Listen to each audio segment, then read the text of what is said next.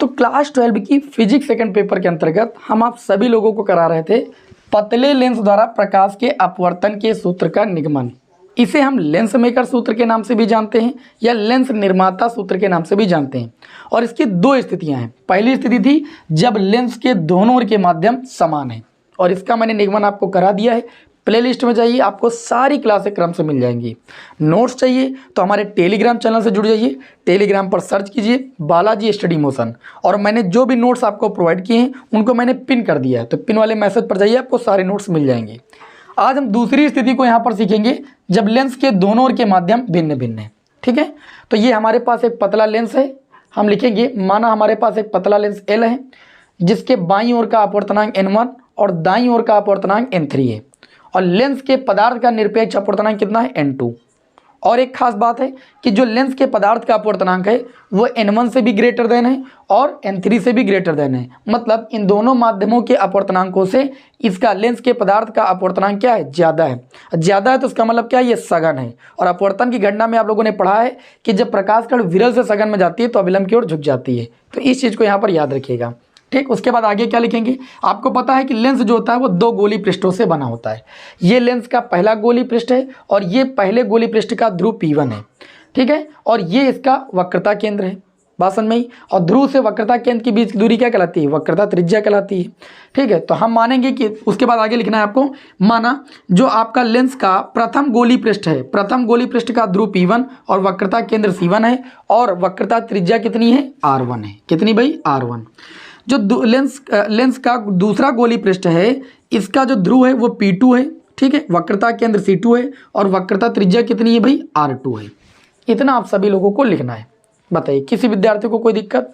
अब हम क्या करते हैं, जो लेंस है, लेंस का प्रथम गोली पृष्ठ है, इससे हम u दूरी पर, कितनी दूरी पर, स्मॉल u दूरी पर एक वस्तु रख देते हैं। क्या रख देते हैं, एक वस्तु। और वस्तु से चलने वाली पहली किरण हम क्या करते हैं, इस लेंस पर आपतित करते हैं। लेंस के बीचों बीच में प्रकाशिक केंद्र भी होता है, आप सभी लोगों को पता है, और सारी दूरियां प्रकाशिक केंद्र से ही मापी जाती हैं। लेकिन लेंस क्या है, यहाँ पर बहुत पतला है। ठीक है, तो छोटी दूरी को वैसे भी यहाँ पर छोड़ दिया जाएगा, कोई दिक्कत वाली बात नहीं। तो यहाँ पर ध्यान दीजिएगा, ये लेंस चूंकि बहुत पतला है, लेंस के प्रथम गोली पृष्ठ से स्मॉल u दूरी पर हम क्या करते हैं, एक वस्तु रखते हैं। वस्तु से चलने वाली प्रकाश किरण जब इस लेंस के गोली पृष्ठ के प्रथम गोली पृष्ठ पर क्या होती है, यहाँ पर आपतित होती है। तो आप सभी को पता है कि गोली पृष्ठ का जो अभिलंब होता है वो केंद्र से जाने वाली रेखा होती है भैया, ये केंद्र से जाने वाली रेखा होगी। ठीक, लेकिन यहाँ पर इसको हम खींचेंगे नहीं तो ज़्यादा चित्र फिर गड़बड़ लगेगा आपको। तो प्रकाश किरण जब एक माध्यम से यानी विरल माध्यम से सघन माध्यम में जाती है, सघन माध्यम क्यों होगा, क्योंकि n2 का अपवर्तनांक n1 की तुलना में मैक्सिमम है, तो ये अभिलंब की ओर हल्का सा झुक जाती है। तो ये हल्का सा ऐसे झुक जाएगी। जाना इसको ऐसे चाहिए था, लेकिन ये अभिलंब की ओर हल्का सा ऐसे झुक जाएगी। इसको थोड़ा कायदे से हम कर देते हैं। ठीक है, ये ऐसे हल्का सा झुक जाएगी। बताइए इतनी बात समझ में आई कि नहीं समझ में आई। वस्तु से चलने वाली जो दूसरी किरण है वो हम सीधे जो है इस गोली पृष्ठ पर अभिलंबवत आपतित करते हैं। और जब किसी पृष्ठ पर वस्तु से चलने वाली किरण अभिलंबवत आपतित की जाती है तो अपवर्तन की घटना में बताया गया वह बिना विचलित हुए सीधी रेखा में निकल जाती है। तो ये किरण जो है सीधी रेखा में ऐसे निकल जाएगी। अब ये किरण जब आगे बढ़ाई जाएगी और इस किरण को आगे जब बढ़ाया जाएगा तो ये दोनों किरण एक दूसरे को कहीं नहीं काटेंगी। आप ये कह सकते हैं कि क्या ये सर किरण ऐसे नहीं जा सकती, जा सकती, कोई दिक्कत नहीं, यहाँ पर आभासी प्रतिबिंब बन जाएगा।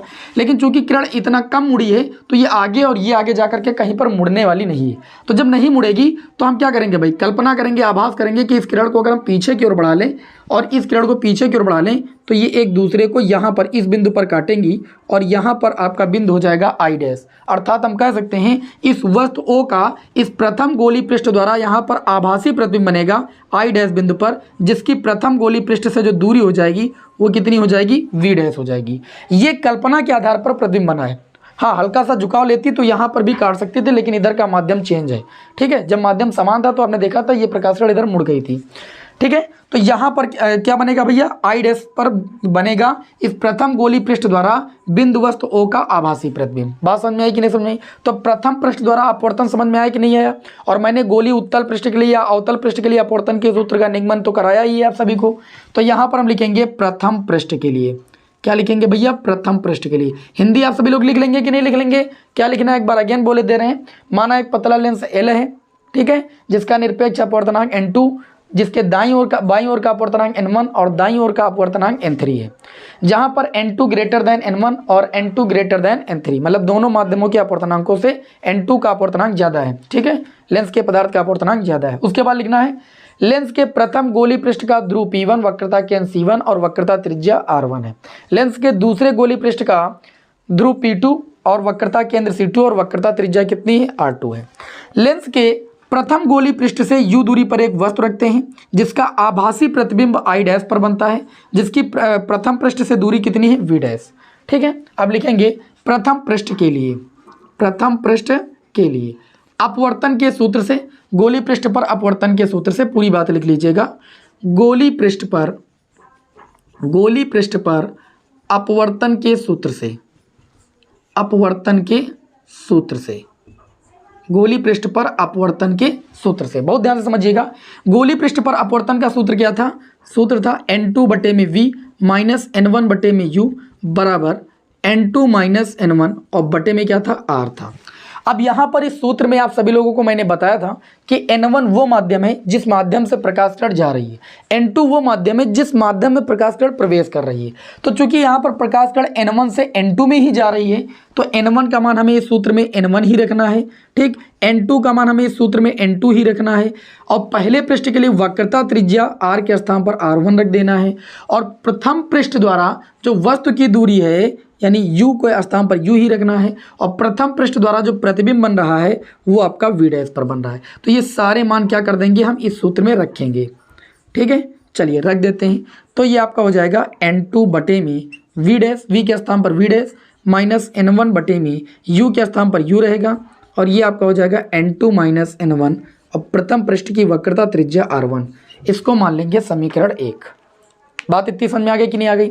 अब आपको करना क्या है, जब ये द्वितीय पृष्ठ पर प्रकाश किरण आएगी तो अब ये सघन से कहाँ पर जाएगी, विरल में, क्योंकि इसके तुलना में इसका अपवर्तनांक ज्यादा है तो ये सघन माना जाएगा। तो जब प्रकाश किरण सघन से विरल में जाती है तो जब इसका अभिलंब यहाँ से हम खींचेंगे, ऐसे अभिलंब खींचेंगे तो प्रकाश किरण क्या होगी, सघन से विरल में जाने पर अभिलंब से दूर हटेगी। तो ये अभिलंब इससे जब दूर हटेगी तो यहाँ पर आगे बढ़ाएगी और दूसरी प्रकाश किरण ऐसे अभिलंब आपतित होगी। तो दोनों किरणें एक दूसरे को कहाँ पर काटेंगी, बिंदु I पर काटेंगी।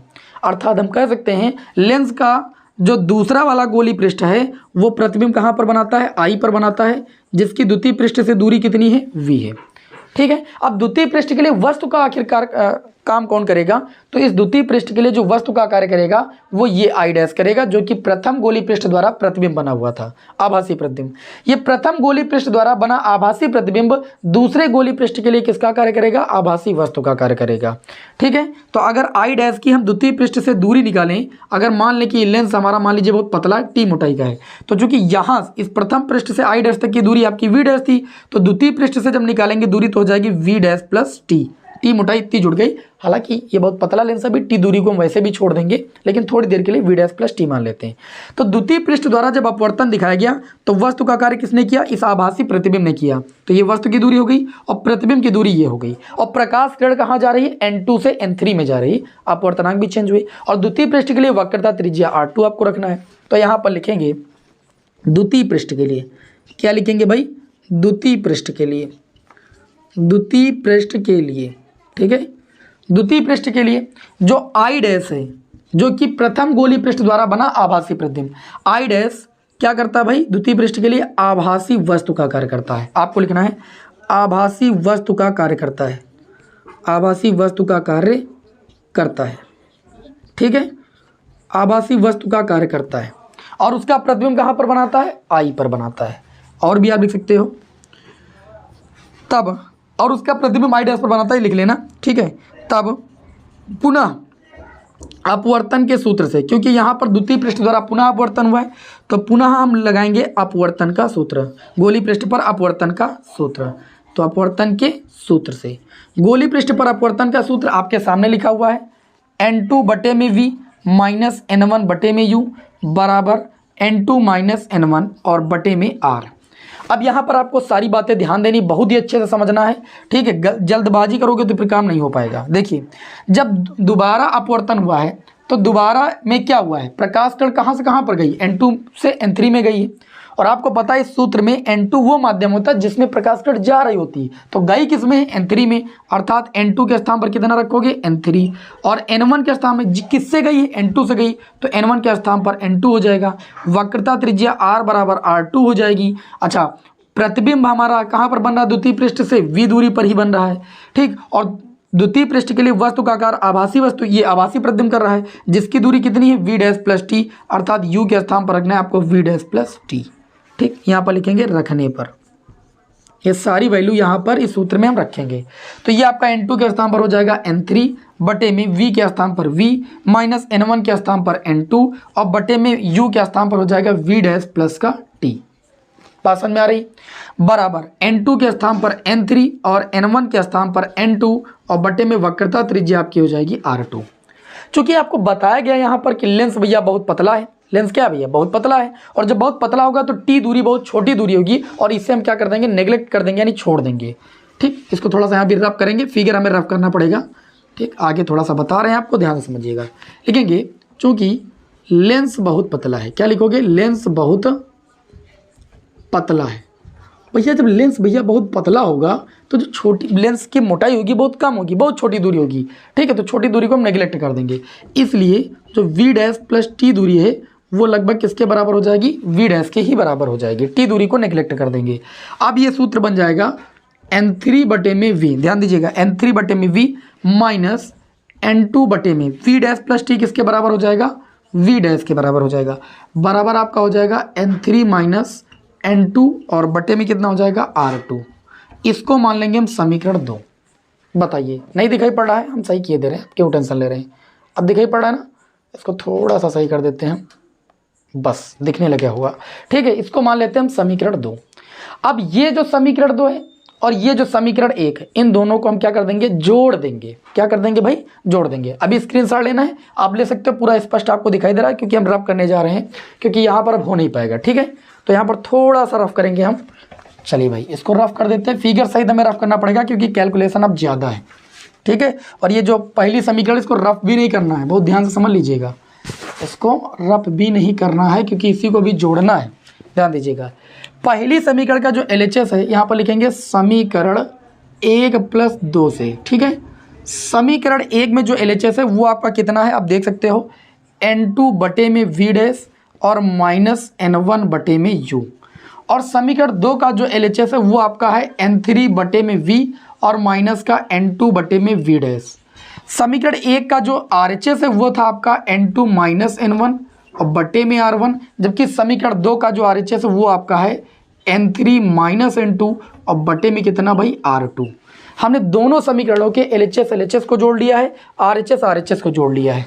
बताइए सारी बात आपको समझ में आई कि नहीं समझ में आई। अब कैलकुलेशन पर आपको बहुत ही अच्छे तरीके से फोकस करना है, कैलकुलेशन आपको ध्यान देना है, ठीक है।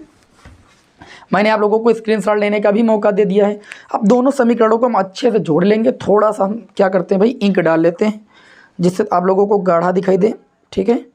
बाकी आप सभी लोग भाई वीडियो को लाइक कर दें, एक बार आप लोगों के लिए इतनी ज़्यादा मेहनत की जा रही है तो वीडियो को लाइक जरूर कर दें। चलिए आगे देखते हैं भाई। देखिए यहाँ पर देखें तो N2 बटे V डैश, ये प्लस का है ये माइनस का है, कैंसिल हो गया। इसमें देखिएगा ये आपका N3 बटे में V, ये प्लस का पहले लिख लेंगे, माइनस N1 बटे में U हो जाएगा, बराबर ये आपका हो जाएगा N2 माइनस N1 बटे में R1, और ये प्लस का आपका हो जाएगा N3 बटे में N2 और बटे में कितना, R2, ठीक। यही लेंस मेकर सूत्र है जब लेंस के दोनों ओर के माध्यम भिन्न भिन्न है, समान नहीं। जब लेंस के दोनों ओर के माध्यम भिन्न भिन्न है तो पतले लेंस द्वारा अपवर्तन का सूत्र यही है, ठीक। लेकिन यहाँ से हम वही स्थिति पुनः प्राप्त कर सकते हैं जब लेंस के दोनों ओर के माध्यम समान थे। देखिए कैसे, अगर लेंस के दोनों ओर के माध्यम समान हो जाए, मतलब N1 का मान किसके बराबर हो जाए, N3, इधर N1 था उधर N3 जो है, आपस में अगर बराबर हो जाए, दोनों माध्यम समान हो जाए, तो देखिए सूत्र बदल जाएगा। N1 बराबर N3 हो, यदि N1 बराबर N3 हो तो देखिए आपका क्या हो जाएगा, तब ये सूत्र बदल जाएगा, N3 के स्थान पर N1 बटे में V और N1 के स्थान पर N1 बटे में U, ठीक है। बहुत ध्यान से देखिएगा, अभी वही सूत्र पुनः आ जाएगा, और N2 माइनस का N1 बटे में कितना हो जाएगा, R1। N3 के स्थान पर आपको कितना रखना है, N1 माइनस N2 बटे में कितना हो जाएगा भैया, R2। अब ध्यान दीजिएगा यहाँ से कॉमन मिल जाएगा आपको N1, तो ये आपका हो जाएगा 1 बटे V माइनस 1 बटे U और इन दोनों में आप कॉमन ले लीजिए n2 माइनस का n1। जब n2 माइनस n1 कॉमन ले लोगे तो यहाँ बचेगा 1/r1। यहाँ पर तो n2 माइनस n1 कॉमन मिलेगा नहीं, लेकिन जब कॉमन लेंगे तो ये माइनस का 1 कितना हो जाएगा r2। इतनी बात समझते हैं। अब देखिए ये आपका हो जाएगा 1/v माइनस 1/u।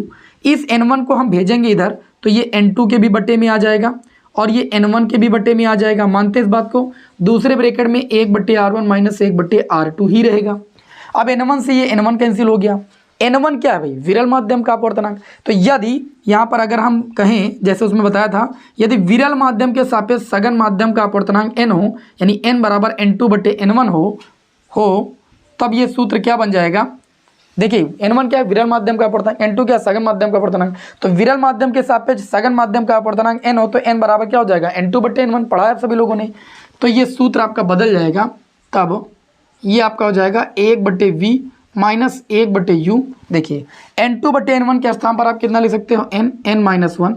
दूसरे ब्रैकेट में 1/r1 माइनस 1/r2। बताइए कितना आसान। अब यहाँ पर ध्यान दीजिएगा, तो एक कंडीशन और लिख सकते हैं, आप लोगों ने पढ़ा है, वस्तु अगर हमारी अनंत पर स्थित होती है तो प्रतिबिंब कहाँ पर बनता है? फोकस पर बनता है। या 1/v माइनस 1/u लेंस वाले सूत्र में पढ़े हो, 1/f होता है। तो देखिए ये हो जाएगा 1/v के स्थान पर कितना? f माइनस वस्तु की दूरी कितनी रखेंगे? इन्फिनिटिव। और ये हो जाएगा n-1। दूसरे ब्रैकेट में 1/r1 माइनस 1/r2। ठीक है। 1/f 1/इन्फिनिटिव की वैल्यू 0 होती है, बराबर ये हो जाएगा n-1। दूसरे ब्रैकेट में 1/r1 माइनस 1/r2। अब ये जो लेंस मेकर सूत्र आया, ये कौन सा लेंस मेकर सूत्र है? जब लेंस के दोनों ओर के माध्यम समान हो। तो देखिए इसी सूत्र से हमने वही सूत्र पुनः प्राप्त कर लिया जब लेंस के दोनों ओर के माध्यम समान हो। ठीक है। तो यही क्या भैया आपका लेंस मेकर सूत्र है। यही क्या आपका लेंस मेकर सूत्र है। और हमें उम्मीद है कि आप सभी लोगों को बहुत ही अच्छी तरीके से ये सारी बातें आपको समझ में आ गई होंगी। आसान था, कोई दिक्कत नहीं थी। एक बार एक पृष्ठ द्वारा अपवर्तन दिखाना, सूत्र लगाना, और एक बार दूसरी बार क्या करना है? दूसरे पृष्ठ द्वारा अपवर्तन दिखाना है और सूत्र लगा करके वैल्यू पुट कर देना, दोनों को जोड़ देना है। बस पतले लेंस द्वारा अपवर्तन के सूत्र का निगमन हो जाएगा। कितना आसान है बताइए। ठीक है। हमें उम्मीद है कि आप सभी लोगों को ये क्लास पसंद आई होगी। स्क्रीनशॉट आप ले सकते हैं। ठीक है।